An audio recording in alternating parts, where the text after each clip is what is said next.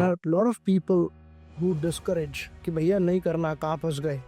और वहाँ पर अगर वो उनको एक्चुअली हंट कर लेते हैं ना, तो उनका नेटवर्क मार्केटिंग में जो लाइफ स्पैन है वही ख़त्म हो जाता है, और जो उससे बच जाते हैं वो फिर उनका लाइफ स्पैन बड़ा होता है। जतिन जी, 2010 का एक ऐसा टाइम था जिसमें 2-4 साल 2012-13 तक तो बड़ी प्रॉब्लम रही इंडस्ट्री में। फिर 2016 में लॉ आ गया और अब 2000 समझे तो 2021 में चीज़ें बैठने शुरू हो गई हैं। फिर भी हमारी इंडस्ट्री एक चीज़ देखती है कि बहुत सारे लोग इसको करियर के रूप में नहीं ले रहे। एंड आज भी मैं ऐसे बहुत सारे लोगों को देखता हूँ जो ऑनलाइन काम कर रहे हैं लेकिन वो सक्सेसफुल नहीं है। क्यों? महीना करते हैं, महीने बाद बार कुछ और कर लेते हैं। You know, some people give their 100% like this.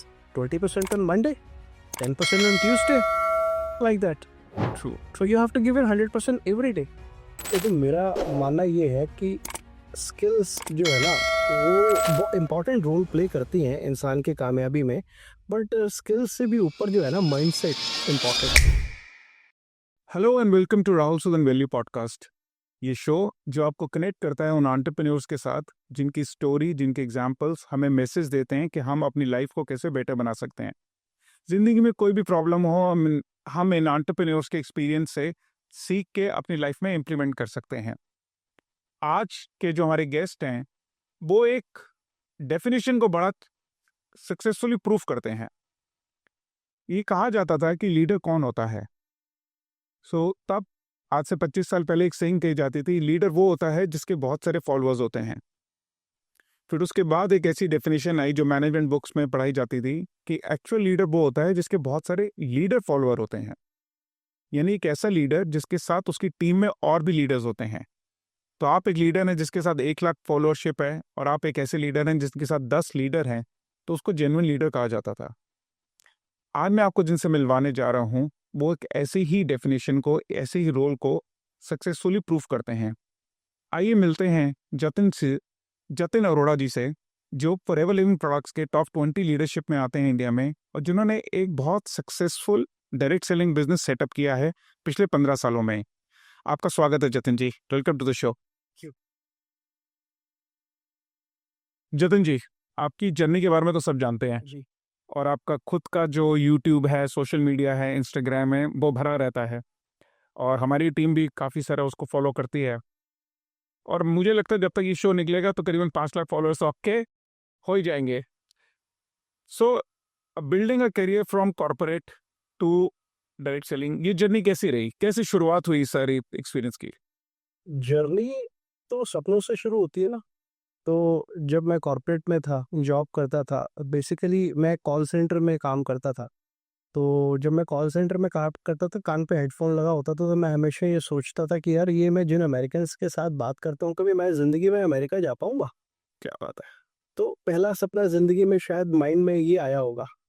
तो सपनों से शुरुआत होती है, तो फिर चांस की कहते हैं, जब आपका जब सपना पक्का होता है ना, तो खुद ब खुद चीज़ें आपको है ना, आप उनको अट्रैक्ट करना स्टार्ट करते हैं। तो ऐसे ही क्योंकि सपने बड़े थे और मज़बूत थे, तो ऐसे ही मौका मिला और मैं एक अमेरिकन कंपनी के साथ मैंने काम करना शुरू किया, और वो सपना भी पूरा हो गया, जो मैं कॉल सेंटर में बैठ के देखता था। तो देखो, शुरुआत में क्योंकि मैंने कभी ये network marketing business, direct selling business किया नहीं था, और मेरी सारी जो फैमिली थी उनका बैकग्राउंड था वो जॉब वाला, तभी उन्होंने बिज़नेस नहीं किया था। तो जब मैंने नेटवर्क मार्केटिंग स्टार्ट किया, तो उनको समझ ही नहीं आया। जैसे आज बहुत सारे बच्चे या बहुत सारे लोग जब नेटवर्क मार्केटिंग स्टार्ट करते हैं, उनके पेरेंट्स तो उनकी फैमिली को, फादर मदर को, हस्बैंड वाइफ को नहीं समझ में आता। तो मैं कोई एक्सेप्शन नहीं हूँ, मेरे साथ भी ऐसा ही था। बट वही वाली बात है ना, चीज़ें हम समझते हैं, मेरे को समझ में आया था कि हाँ, इस बिज़नेस से लोगों के सपने पूरे होते हैं। मुझे इस बात का एहसास था, जो मैं कर रहा हूँ उससे मेरे सपने पूरे नहीं होंगे, ब्रेड एंड बटर चलेगी। तो क्योंकि मेरे को ये चीज़ रियलाइज़ हो गई थी, तो इसीलिए मैं अपनी बात पे अड़ा रहा कि हाँ भैया, मेरे को करना है। डज़न्ट मैटर किसको क्या फ़र्क पड़ता है, कौन क्या सोचता है, आई विल डू इट। क्योंकि मैंने ठान लिया, तो मैंने करना स्टार्ट किया। और यही बहुत सारे लोगों के साथ में चैलेंज होता है। यहीं पे वो एक बात कही जाती है राहुल जी, एक छोटी-सी मैं डिस्कवरी पे एक बारी कुछ देख रहा था, उसमें दिखा रहे थे कि जो टॉर्टोइज़ होता है ना, वो टॉर्टोइज़ जब बच्चे देता है, तो समुद्र किनारे से थोड़ा-सा 100 मीटर, 200 मीटर दूर वो बच्चे देता है, और बहुत सारे बच्चे होते हैं। तो वो जब वो बच्चे पैदा होने के बाद जब वो समुद्र तक जाते हैं ना, वो जो 100 मीटर का रास्ता होता है, उस रास्ते में बहुत सारे हंटर्स जो बर्ड्स होते हैं, वो चील, गिद्ध, उनकी नज़र होती है। तो अगर तो वो उस 100 मीटर के रास्ते को तय कर लेते हैं, तो वो 100, 150, 200 साल तक टॉर्टोइस समुद्र में जीते हैं। और अगर वो उस 100 मीटर के रास्ते में कोई उनको हंट कर लेता है ना, तो उनकी ज़िंदगी वहीं खत्म हो जाती है। तो हमारे नेटवर्क मार्केटिंग बिजनेस में भी जब एक बच्चा नया आता है, उसकी उम्र चाहे 18 साल हो या 60 साल हो, डजेंट मैटर, ये बिजनेस सबके लिए है। तो वो जो रास्ता होता है ना शुरुआत का, उसका 3 महीने, 6 महीने, 8 महीने, साल, 1.5 साल, 2 साल, जब तक उसको एक इनकम नहीं नजर आनी शुरू होती, तब तक बहुत सारे लोग ना उसको हंट करते हैं। There are lot of people who discourage कि भैया नहीं करना, कहाँ फंस गए।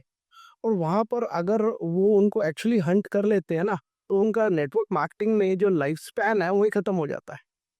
और जो उससे बच जाते हैं, वो फिर उनका लाइफ स्पैन बड़ा होता है, मे बी 5 साल, 10 साल, 15 साल, 20 साल, ये may be life time.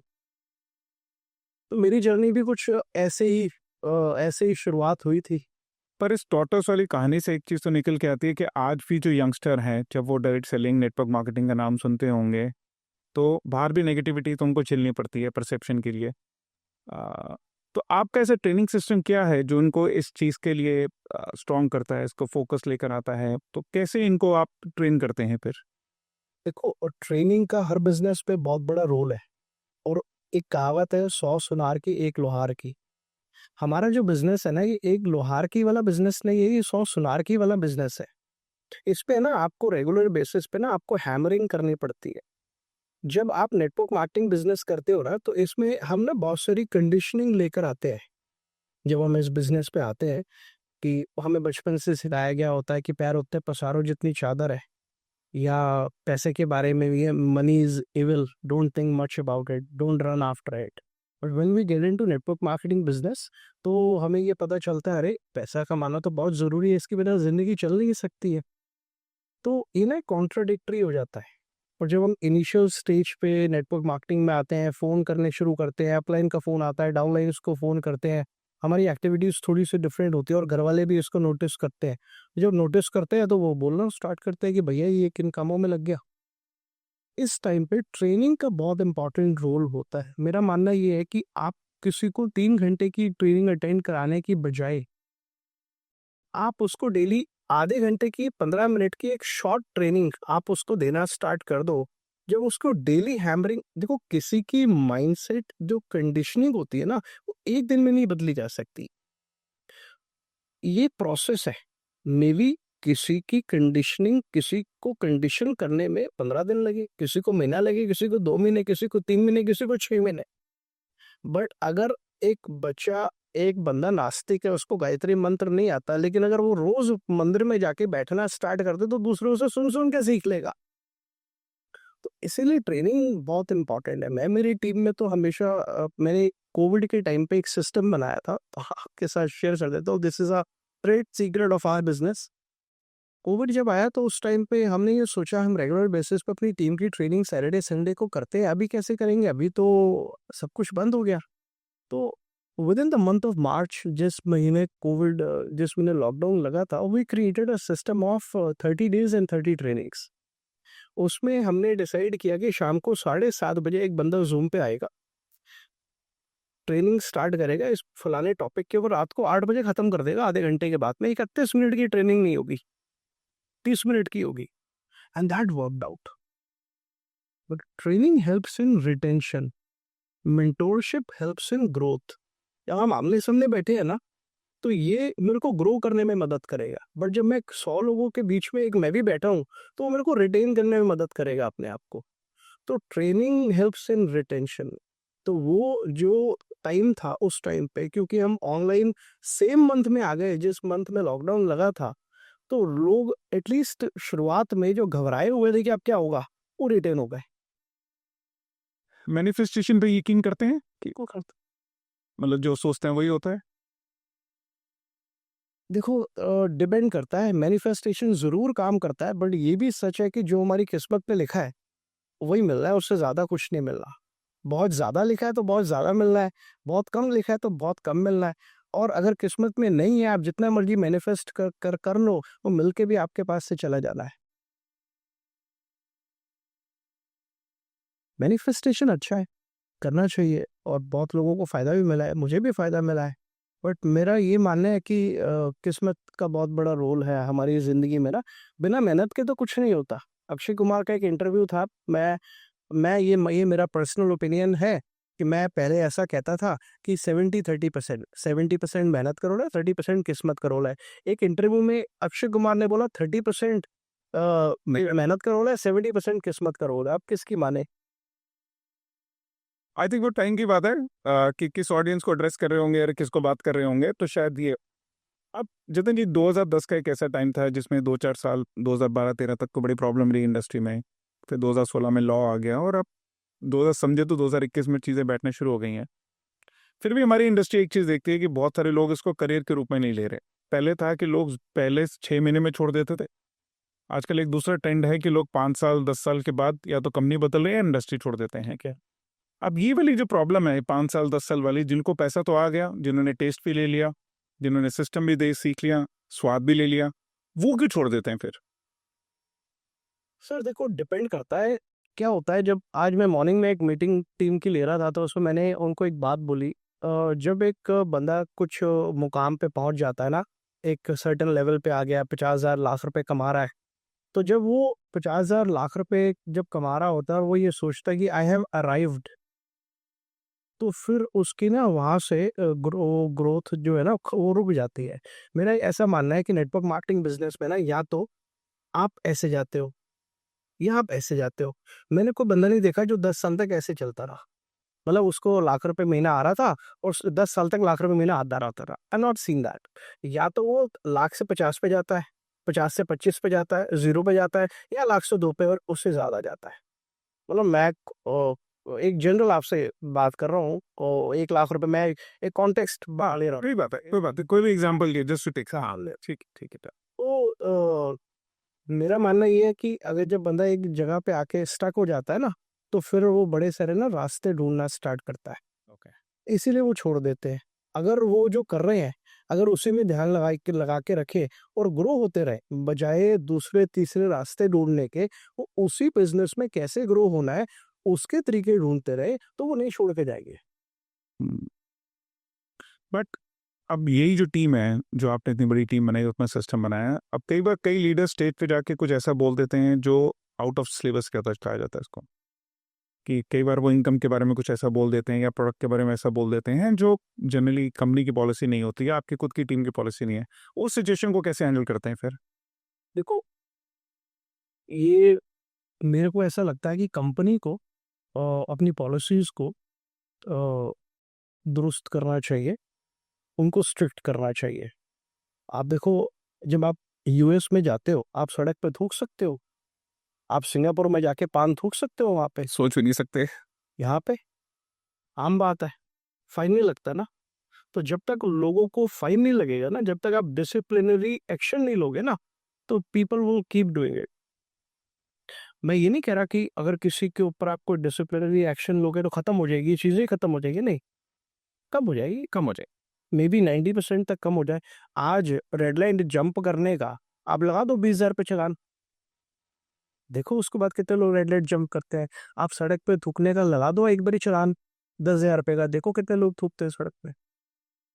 Okay, तो यानी आपका कहना है कि प्रॉपर पीनल एक्शन और एक पॉलिसी होनी चाहिए इन सब चीज़ों को रोकने के लिए। बहुत सारी कंपनीज भी क्या करती है सर, अपना बिजनेस उनको आ रहा है तो ठीक है, बिजनेस आ रहा है, पॉलिसीज एथिक्स एक बार के लिए ठीक है। बट मैं आपको बताऊं, जब आपका बिजनेस एथिक्स पे बिल्ड होता है ना, वो लॉन्ग टर्म तक चलता है। और जब आपका बिजनेस अनएथिकली बिल्ड होता है ना, वो शॉर्ट टर्म होता है।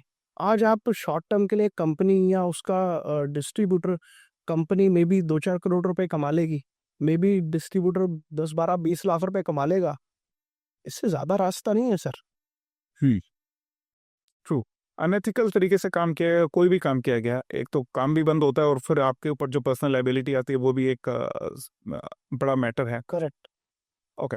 ना जब हमने शुरू किया तब तो हम किसी को प्लान दिखाते थे, फिर एक ऐसा टाइम आया जब हम जूम पे आए, और आजकल कई कई नई टेक्नोलॉजी लोग यूज़ करते हैं। कोई एआई यूज़ करता है, कोई फनल जनरेशन यूज़ करता है, फनल मैनेजमेंट करता है, कोई किसी तरीके से यूज़ करता है।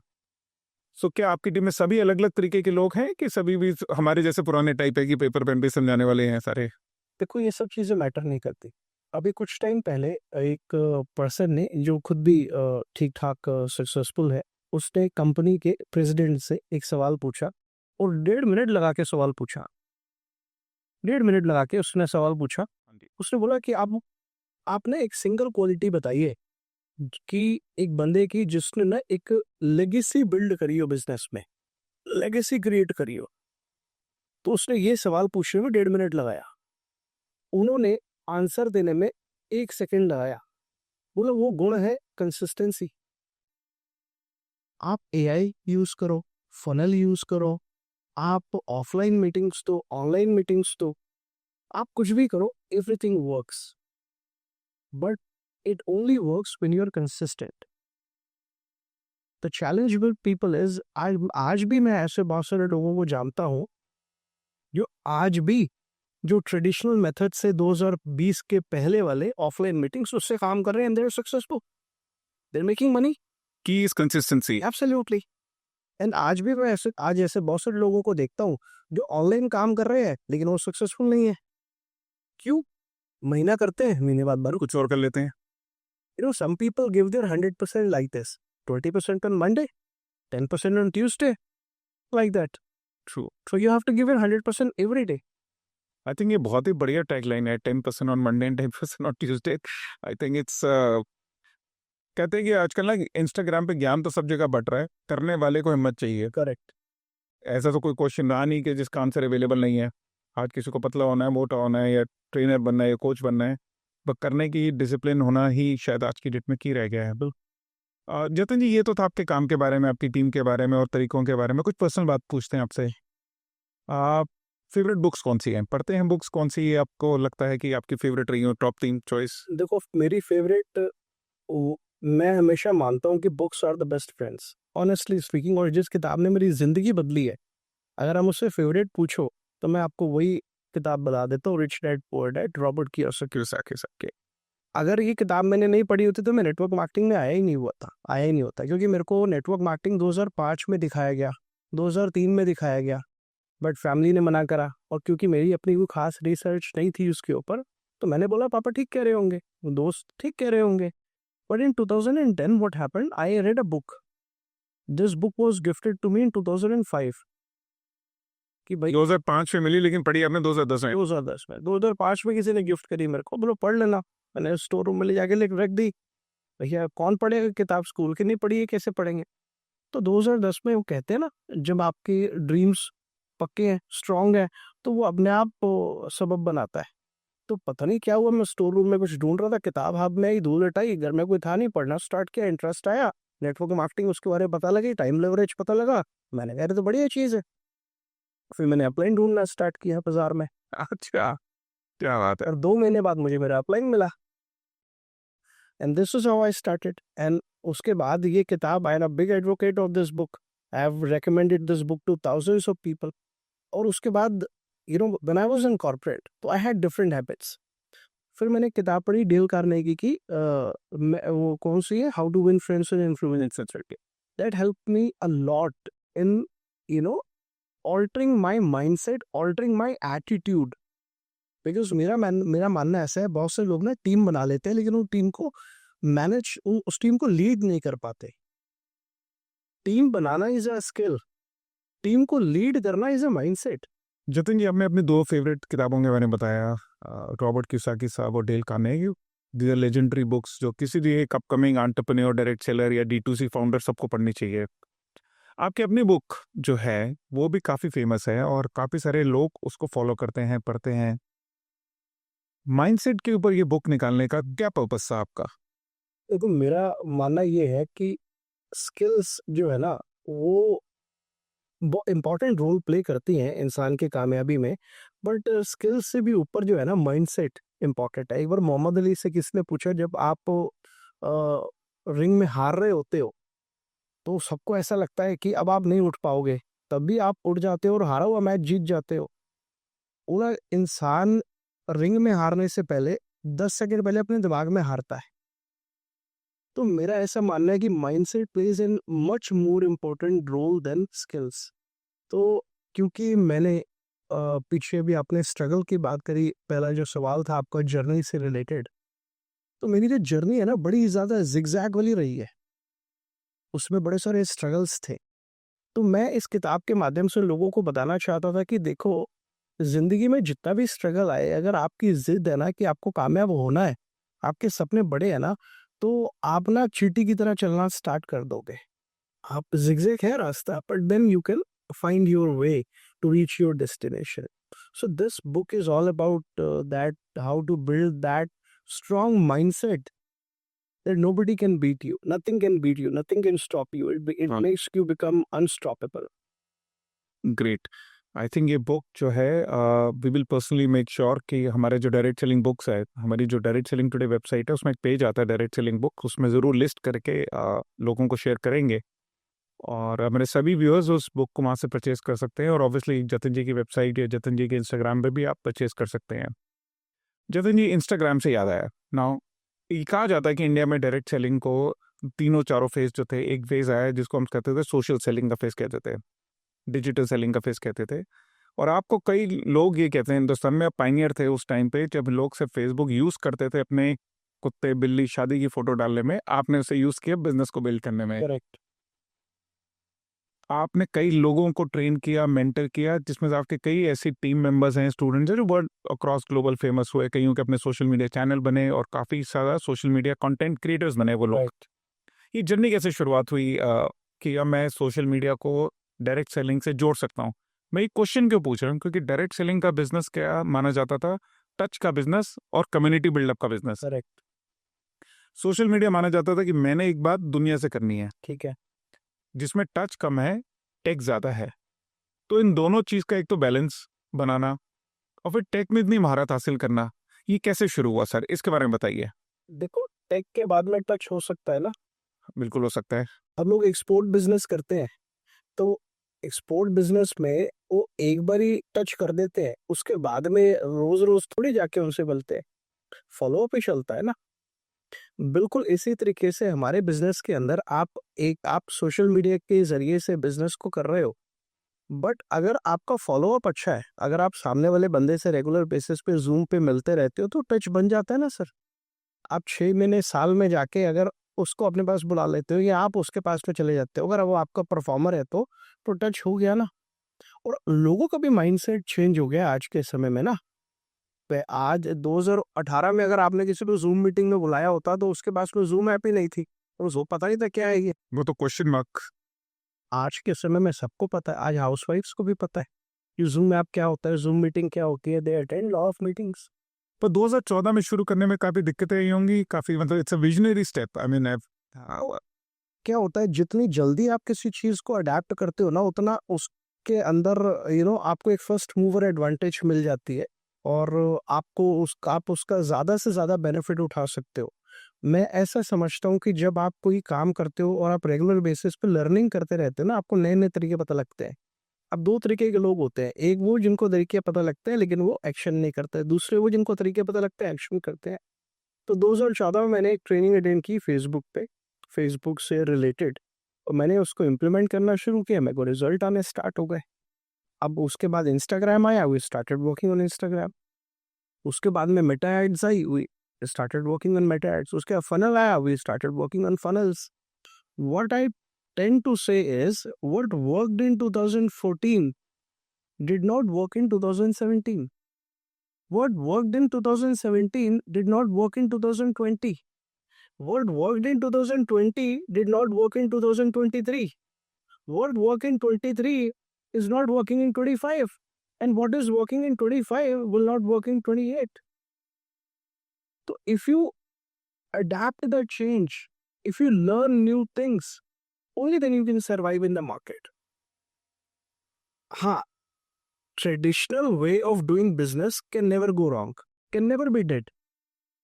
भाई आज अगर हम लीड जनरेट करते हैं सोशल मीडिया से और उसके ऊपर काम करते हैं, तो उसका मतलब ये हो गया कि जो ट्रेडिशनल मेथड था वो काम नहीं करेगा, वो एवरग्रीन है।